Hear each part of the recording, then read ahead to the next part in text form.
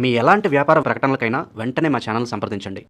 అందరికి నమస్కారం. నేను శిరీష. ప్రస్తుతం మనతో పాటు ఉన్నారు తంత్ర జ్యోతిష్యులు, జ్యోతిష్య రత్న, జ్యోతిష్య సామ్రాట్ చింత రుక్మందరరావు గారు. గురుగారితో మాట్లాడతాం.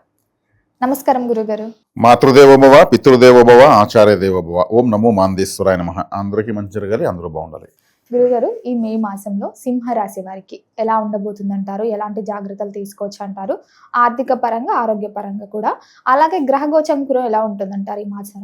ఈ 2020 సంవత్సరం మే మాసం మాస ఫలితాలు సింహరాశిలో చూసే ముందు ఈ రాశి యొక్క ఏదైనా ఒక ప్రత్యేక లక్షణం మనం మాట్లాడుకున్న తర్వాత మాస ఫలితాలకు వెళ్దాం. సింహము అంటే సింహం రూపంలో ఇది ఆకాశంలో కనిపించింది కాబట్టి ఈ రాశికి సింహం అని పెట్టారు. అంటే సింహరాశి అంటే మక, పుబ్బ, ఉత్తర 1వ పాదం.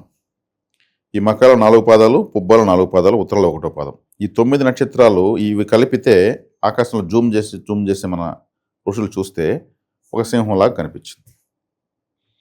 ఇది ఎవరు తయారు చేసిందేం కాదు. ప్రతి రాశికి ఒక రూపం ఉంది. ఆ రూపాలు ఆకాశంలో అలా ఉన్నాయి. వాటిని జూమ్ చేసి చూసిన తర్వాతనే నిర్ణయించరు ఇది ఈ మండలాన్ని సింహ మండలము అని, సింహరాశి అని నిర్ణయించారు. మరి అదే లక్షణాలు ఈ రాశిలో పుట్టిన వాళ్ళకు ఉంటాయి. సింహము అంటే అడవికి రాజు. సింహం అంటే రాజు అంటే ఎలా ఉంటాడు? ఎప్పుడు పొగడ్తలు ఉండాలి.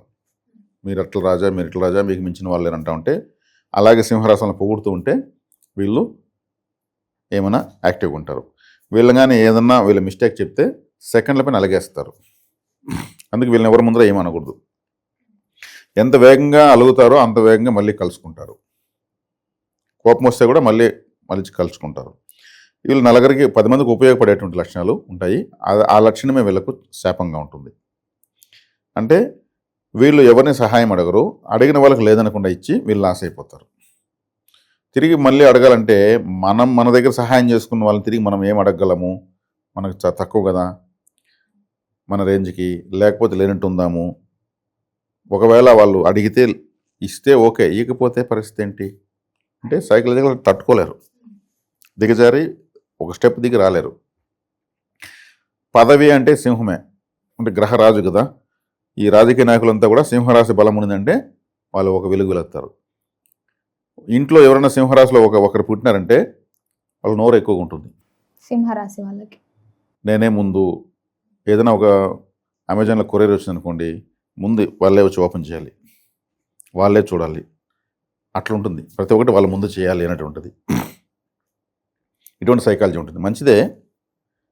5వ రాశి కాబట్టి కాలపురుషుడికి కులదేవత ఆరాధన కంపల్సరీ చేయాలి. నీటి దానము, అన్నదానము చేయాలి. నీటి దానము, అన్నదానం ఎందుకు చేయాలంటే వెనుకున్న రాశి కర్కాటకం జలరాశి,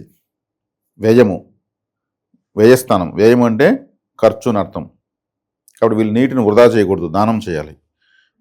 ప్రతి ఒక్కరూ 12వ స్థానం, వాళ్ళ రాశికి 12వ స్థానంలో ఏ ఉంటుందో, ఏ రాశి ఉంటుందో ఆ రాశి స్థానం ఫుడ్ దానం చేస్తూ ఉంటే నష్టాలు తగ్గుతాయి.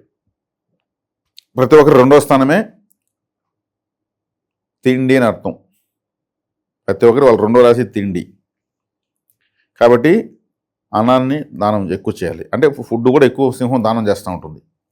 తను వేటాడిందంటే ఇంకొన్ని జీవులకు ఇస్తూ ఉంటుంది. దాని లక్ష్యాలు వీళ్ళకి ఉండాల్సిందే.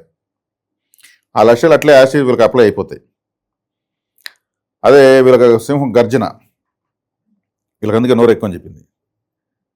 సింహం గర్జిస్తుంది, పులి గాండ్రిస్తుంది, గుర్రం సకిలిస్తుంది, పాము బుస కొడుతుంది, కుక్క మొరుగుతుంది.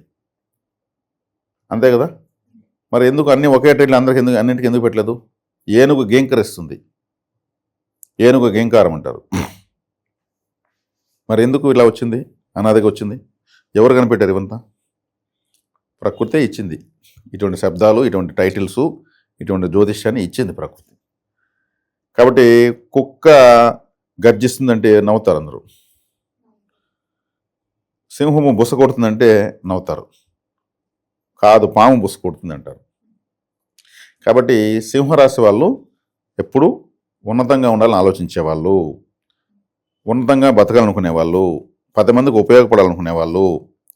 ఇప్పుడు గుండెల పని చేసుకుని చెప్పు అంటారు. గుండెల పని చేసుకుని చెప్పు, నేను నమ్ముతాను అంటారు.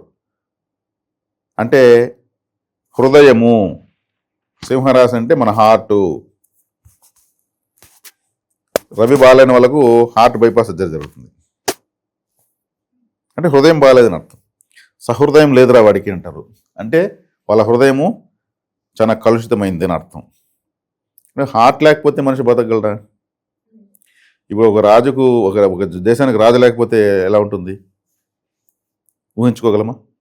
మరి అదే సింహరాశి అంటే. కాబట్టి హృదయ స్పందన అంటారు కానీ మరి హృదయం పైన చేయి వేసుకొని చెప్తే అబద్ధం చెప్పరని. రవి అంటే లోకాలను వెలిగించేవాడు. ఆత్మజ్యోతి, మనలో ఉన్న ప్రాణము అనేటువంటి ఒక జ్యోతిలాగా ఉంటుంది. అది సింహరాశి ప్రభావంలో ఉంటుంది. అందుకే రవి ఆత్మకారకుడు. ఆత్మకు చావు లేదు. ఆత్మను ఏది తడుపు చాలదు, ఆర్పివేయను చాలదు, దహింపు చాలదు, శస్త్రములు ఛేదింపు చాలవు. ఆత్మ నాశనం లేనిది. అందుకు ఆత్మసాక్షిగా చెప్పు అంటారు. కాబట్టి అంత వాల్యూ ఈ సింహరాశికి ఉంది. అందుకే కులదేవత అనేటువంటి స్థానంలో ఉంది. ఇంటి దేవుడికి తర్వాతనే ఎవరైనా సరే, ద్వాదశ జ్యోతిర్లింగాలు, అష్టాదశ శక్తిపీఠాలు కూడా అవసరం లేదు. ఇంటి దేవుడిని పట్టుకుంటే ఇంక వాళ్ళంతా ఆటోమేటిక్ పనిచేస్తారు. ఇప్పుడు కులదేవత ఆరాధన ఎవరైతే చేయరో వాళ్ళకి అభివృద్ధి ఉండదు. కులదేవత ఆరాధన important. Aadhaar card first. Aadhaar కార్డే కులదేవత. అది తెలియజేసే సింహరాశి. ఇప్పుడు కులదేవత అంటే మాకు వెంకటేశ్వర స్వామి అంటున్నారు. తప్పులేదు. ఆయన రాకముందు ఎవరు? ఇప్పుడు ఉన్నటువంటి ఈ జాతులు, ఈ కమ్యూనిటీసు కలియుగం కాదు కదా, అంతకుముందు ద్వాపరయుగంలో ఉన్నాయి, అంతకుముందు ఉన్నటువంటి త్రేతాయుగంలో ఉన్నాయి, అంతకుముందు కృతయుగంలో కూడా ఉన్నాయి. వెంకటేశ్వర స్వామి కలియుగంలో వచ్చాడు. ఇప్పుడు గొప్ప వంశాలు ఉన్నాయి. పద్మశాలి వంశం ఉంది. వాళ్ళు ఇది జౌలి డిపార్ట్మెంట్ వాళ్ళదే.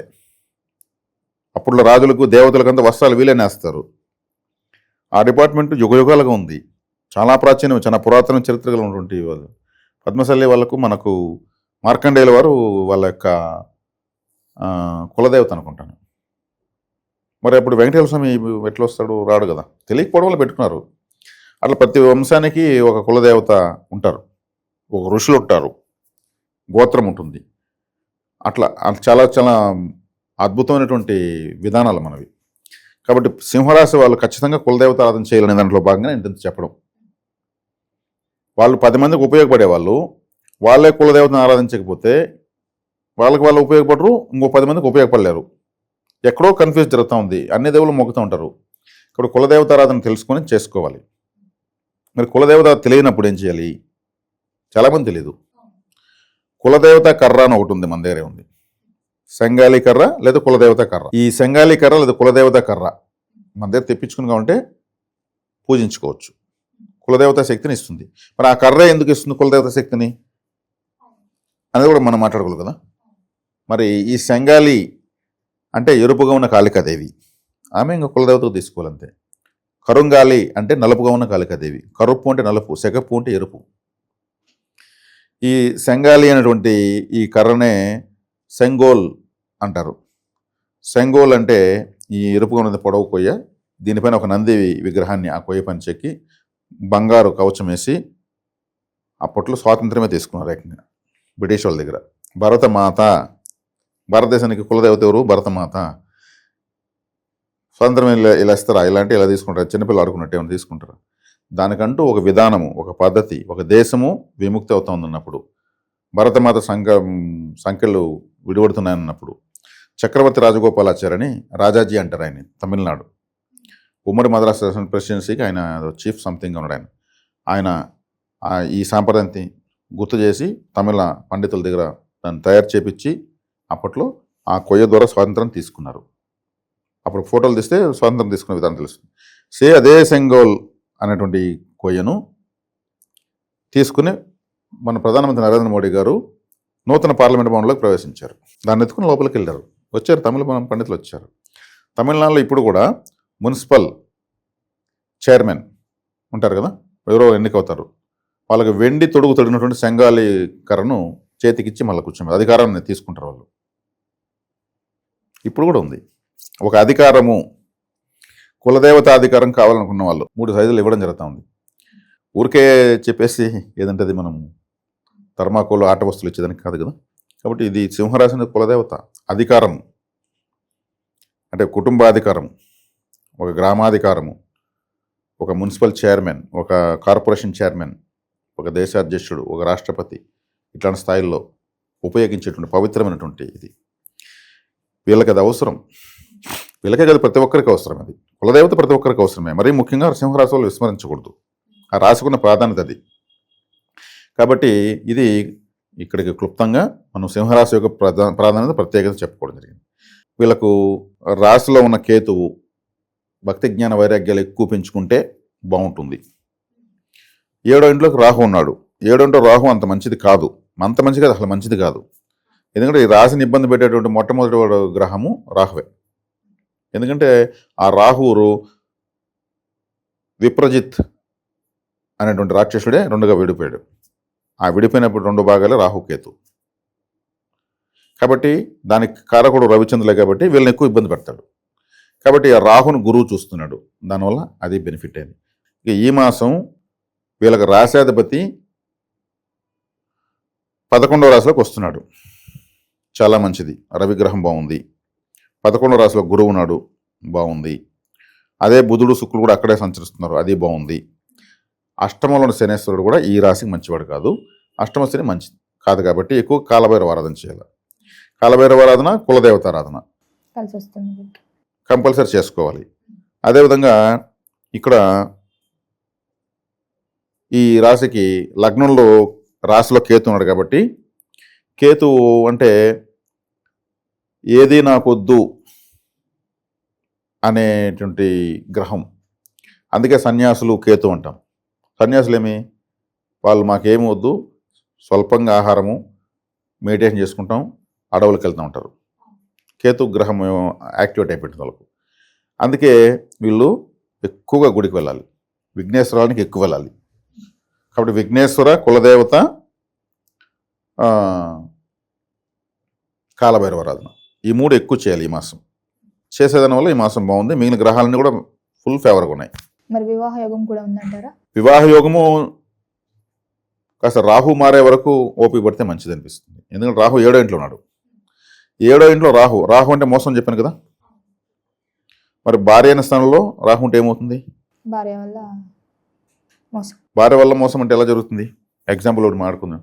ఇంట్లో ఏదైనా చిన్న చిన్న వీళ్ళు వివాహం చేసుకుంటే వీళ్ళ జాతకాన్ని ముందుగా అమ్మాయి వాళ్ళకి ఇవ్వకూడదు. వీళ్ళే అమ్మాయి జాతకం తీసుకొని పరిశీలించుకొని బాగుంటే ఓకే చెప్పాలి. వీళ్ళు ఇవ్వకూడదు. ఎందుకు ఇవ్వకూడదు అంటే వీళ్ళ జాతకము, ఇప్పుడు ఈ సింహరాశిలో ఒక అబ్బాయి పుడతాడు. ఈ అబ్బాయి ఖచ్చితంగా వాళ్ళకి అల్లుడు కావాలి, లేదా అమ్మాయికి భర్త కావాలని వాళ్ళు డిసైడ్ అయిపోయింటారు. జాతకం తీసుకున్నారు అనుకోండి, బాగా రాలేదు, అప్పుడు ఏం చేస్తారు?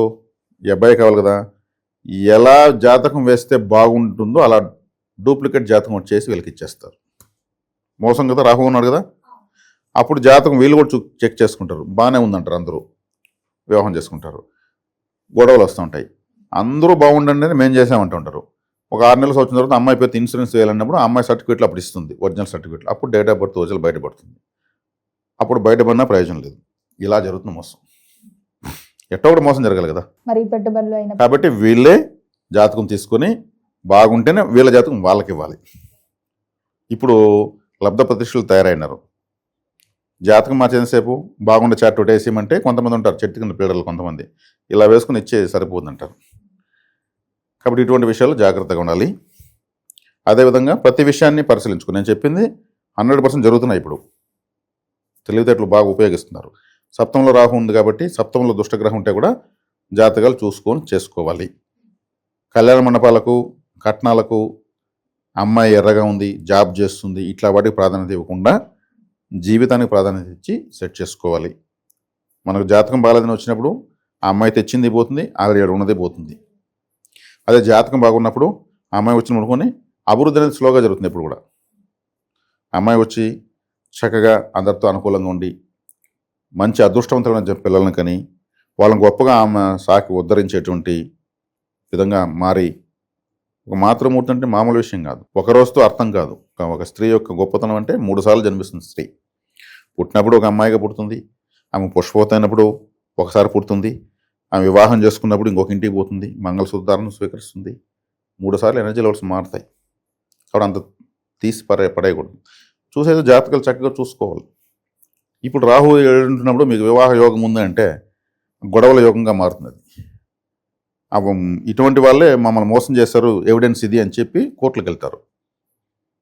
మాకు మోసం జరిగింది కదా కోర్టుకు వెళ్ళేది, ఆ ఎవిడెన్స్ దొరికితే ధైర్యంగా వెళ్తారు. అదేదో మనం డాక్యుమెంట్స్ క్లియర్గా చూసుకుంటే అయిపోయింది, ముందే గొడవ ఉండదు. కాబట్టి ఇక్కడ మాత్రం కేర్ఫుల్గా. రాహు అంటేనే మోసం, ఎందుకంటే మహావిష్ణువుని ఏమర్చాడు ఆయన. మహావిష్ణువు ఏమర్చని అమృతం తాగాడు. మహావిష్ణువును విష్ణుమాయన ఎవరు అధిగమించలేరు.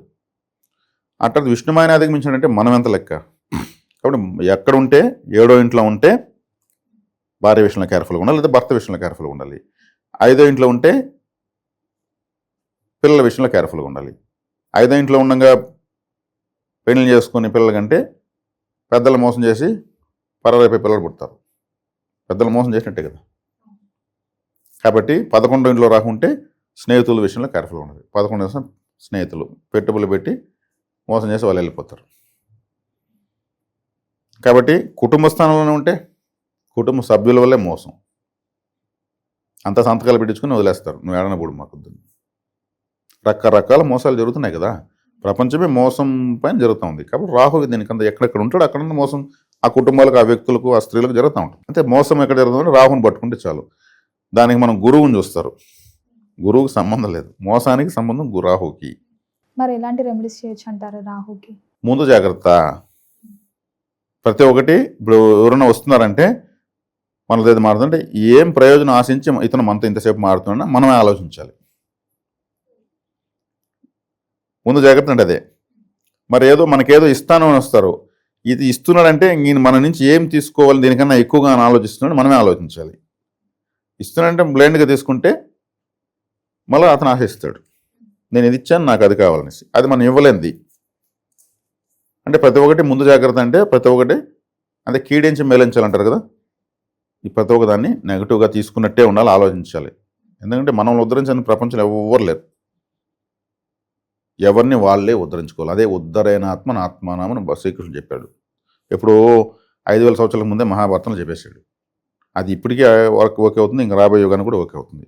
ఎవరిని ఉద్ధరించరు. నరజాతి సమస్తం పరపీడన పరాయణం. నరజాతి సమస్తం ప్రతి ఒక్కరూ పరపీడన అంటే ఇతరులను బాధ పెట్టి మోసం చేయడానికి ఉన్నారు. మరి నరజాతి సమస్య మీరు నేను కూడా మనుషులేమో కదా. నరజాతి సమస్య పరపీడన పరాయణం కదా. అంటే ఇక్కడ ఎదుటి వాళ్ళకి ఉపయోగపడాలి, మనం బెనిఫిట్ పొందాలి. మన స్వార్థంలో న్యాయం ఉండాలి. న్యాయమైన స్వార్థం ఎంత ఉండొచ్చు.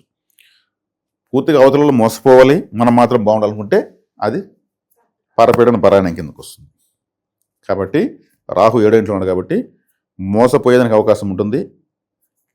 కేర్ఫుల్గా ఉండాలి. దుర్గాదేవి ఆరాధన ఎక్కువ చేయాలి. దుర్గాదేవి ఆరాధన చేస్తూ ఉంటే గ్రామదేవత కూడా దుర్గాదేవి. దుర్గాదేవి అంటే విజయవాడ కనకదుర్గన ఏమీ లేదు. గ్రామదేవత అంతా దుర్గాదేవే. ఆయుధం ఎత్తుకున్న అమ్మవారంతా దుర్గాదేవే. చండి, చాముండి, కాళీ వీళ్ళంతా దుర్గాదేవే. కాబట్టి ఆయుధం ఎత్తుకున్న అమ్మవారి దగ్గరికి వెళ్ళి రావడం మంచిది. సిమెంట్ కలరు, గ్రే, యాష్ అంటే పొగరంగు, ash colour, silver colour, maroon colour ఇవన్నీ కూడా యూజ్ చేయకూడదు. సింహరాశి వాళ్ళు యూజ్ చేయకూడదు.